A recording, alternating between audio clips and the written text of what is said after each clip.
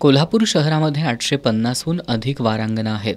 आज समाजभान समूहातर्फे कनान नगर इथं या वारांगणांना आर्थिक स्वरूपात मदत करण्यात आली.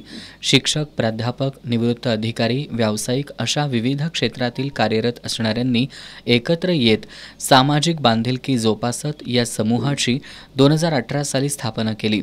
समाजातील कॅन्सर पीडित, अंधशाळेतील मुलामुलींना मदत, दिव्यांग बांधवांना मदत, वृद्धाश्रमातील वृद्धांना मदत, महापूर, कोरोना अशा काळात समाजभान समूहानं पुढाकार घेऊन मदत केली.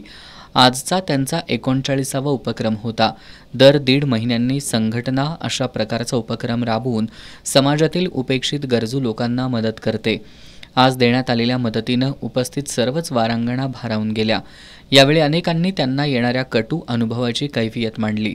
मुलांना शैक्षणिक क्षेत्रात येणाऱ्या अडचणी, आरोग्याच्या समस्या, सरकारचं दुर्लक्ष, पुनर्वसनांमधील घोळ अशा विविध समस्या त्यांनी सांगितल्या.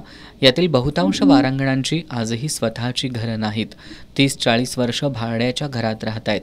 या दलदलीतून बाहेर पडायचं म्हटलं आणि इतर व्यवसाय करायचं म्हटलं तर कुणाची साथ नाही. ना स्वतःची जागा ना भांडवल आहे.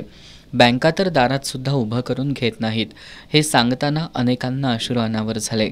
संघटनेचे प्राध्यापक दीपक भोसले यांनी आज दिलेली आर्थिक मदत ही नाममात्र आहे. यामागं माणसं जोडली जाणं आणि अशा वर्गाचा समाजात स्तर उंचावणं या उद्देशानं आजची मदत असल्याचं सांगितलं.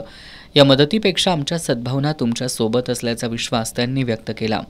या प्रसंगी समाजभान समूहाचे संकल्पक विश्वास सुतार, बाजीराव पाटील, हरिदास वर्णे, बाजीराव कांबळे, सुभाष भोसले, सतीश अश्वरत्ने, डॉक्टर सीमा सारळेकर, रवींद्र हेडाओ, लक्ष्मी पाटील, प्राचार्य प्रभाकर हिरवाडे आदी उपस्थित होते.